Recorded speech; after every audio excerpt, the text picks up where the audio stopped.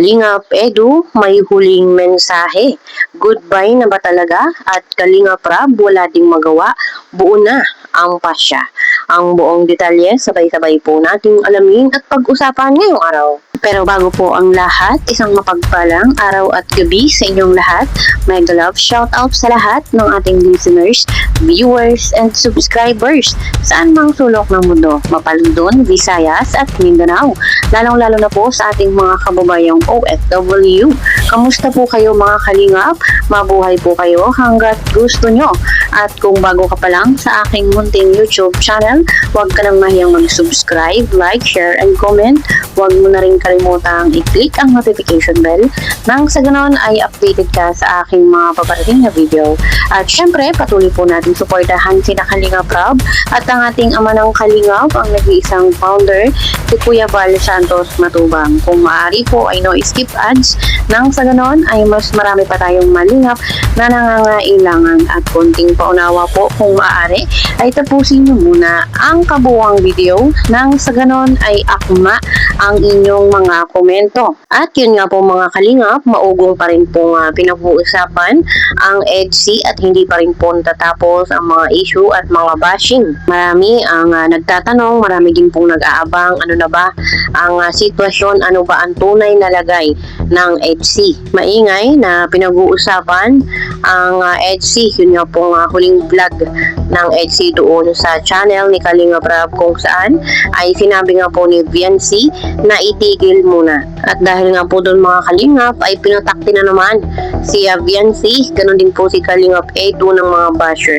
Kahit po si Nanay Hansel ay hindi po napigilan ang mag-post sa Facebook kung saan ay talagang umani din po ito ng mga pambabash. Kay Kalingap Edu ay wala naman pong problema dahil sanay na si Papa Ed sa mga ganyang bashing. Pero po si Viancy at yung kanyang pamilya, lalo na po yung kanyang magulang na talagang sobrang apektado doon nga po sa mga pambabatikos na ibinabato kay Viancy. Sila po yung nasasaktan para sa kanilang anak.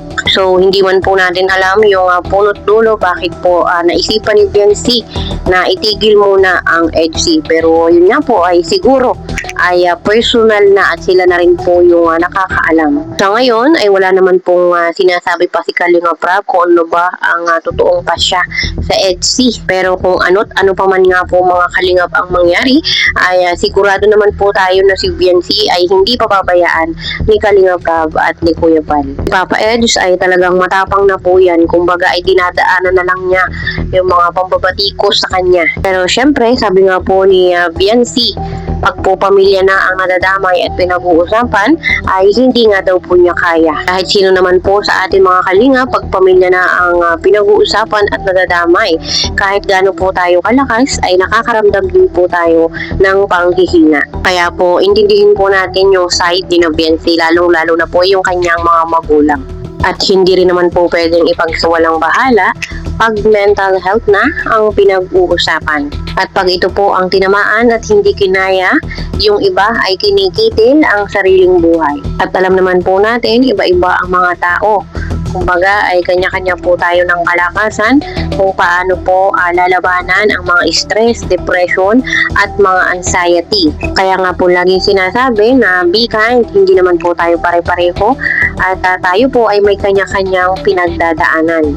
At alam naman po natin, bata pa si Viancy, talagang masyadong na-expose sa mga katoksikan sa paligid. At siguro nahihirapan po siyang i-overcome yung mga pababatikos na ibinabato sa kanya. At ibang-iba po ang mga kabataan ngayon. Talagang masyado po nilang dinidip-dip yung mga problemang pinagdadaanan nila. Kaya po ngayon ay talagang laganap na laganap ang mga stress, depression at anxiety. Kaya po kung ating po nababalitaan ay meron po talagang nagpapatiwakal. Lalo na po yung mga estudyante na hindi matanggap yung mga grades na nakukuha nila. Talaga pong dinidip-dip nila yon at masyado po nilang pinipressure yung kanilang mga sarili. Kaya dapat maging maingat na lang po tayo sa ating mga sasabihin at iwasan na po ang mga pambabash. Pero sa bandang huli nga po mga kalingap, ito po ay depende at desisyon po ito ni Viancy at ni Kalingap Edu. Siyempre, ganoon din po si Kalingap Rab.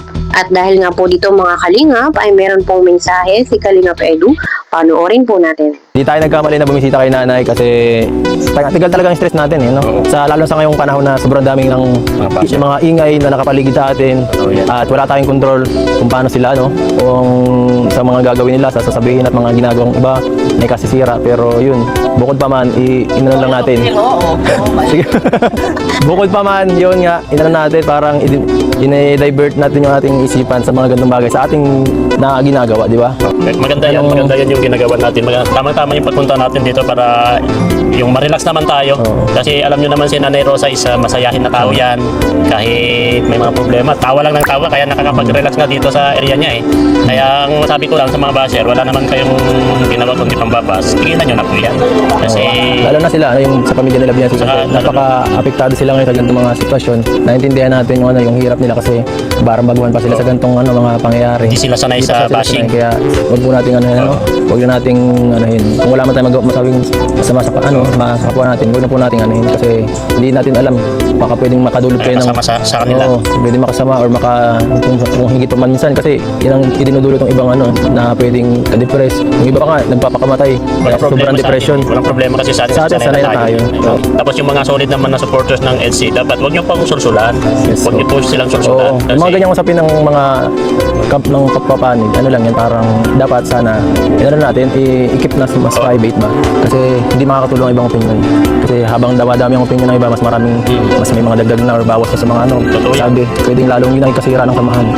At yun po, mas maganda sana kung sa loob lamang ng grupo, mas maganda para hindi na natin sa ating mga lalo na din sa ating mga mga kasamahan na vlogger, kung maaari lang natin, kung wala tayong wag na natin gatungan, wag natin kung sabihin natin pinoprotektahan o hindi, okay lang na mas maganda kung wala na para hindi na pag-usapan. Yes. Kasi mas marami tayong masabi, mas marami tayong mali. Kaya dapat iwas-iwas po tayo sa mga ganyan na bagay, guys. Saka kung sakali man, baka yan pa ang kaidulot ng pagka wala lang gusto nyo mga iniidolo. Yun ang pinakamasama, yun ang pinaka-iniiwasan nyo. Sabihin na lang gusto nyo yung isang iniano nyo. Baka sa ginagawa nyo, baka lalong mawala na. Hindi sana tayo niyan, hindi wala na tayo papanoorin na hindi lalo nyo mamimiss. Kahit kung sa galit lang ninyo, ay di maboboring na ulit ang natin. Hanap na tayo ng panibagong natin pagkakalibangan, di ba? Ay di nakakapanghinayang. Saka yung mga oportunidad ng bawat isa. Yun ang malaking sayang. Imbis na na-maximize natin yung opportunity ng ating pagtulong, yun pa ang may kadulot kung para maitigil. Yun po, guys. Saka respeto rin siyempre. Respeto po sa family ni Biansi. Respeto rin sa family. Saka sa kay Biansi, kay Eds. Kasi sila po yung mga dito. Saka respeto din kala Kalinga Prab. Kalinga Prab, Kuya Bal. Kasi kung sabi nga ni Kalinga Prab, kung huwag na natin kung makaka-apekto sa sa kanila, sa community, saka sa mga tinutulungan. Wag yun. Dapat kapayapaan lang ating isipin. Saka maging okay tayo. Magkaisa po tayo, guys. Yun lang po. Magkaisa po tayo. So